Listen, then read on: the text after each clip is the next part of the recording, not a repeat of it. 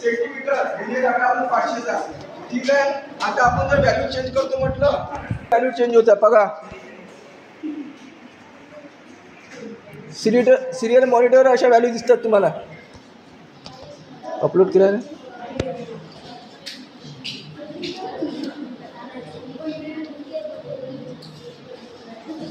ठीक आहे अपलोड झाला तुमचा. ठीक आहे आता सिरियल मॉनिटरवर तुम्हाला व्हॅल्यू दिसल.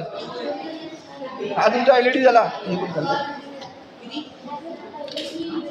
आता सिरियल मॉनिटरवर तुमच्या व्हॅल्यू असे व्हॅल्यू याच्या चेंज होते. सेव्ह कर बरं कुठून झालं.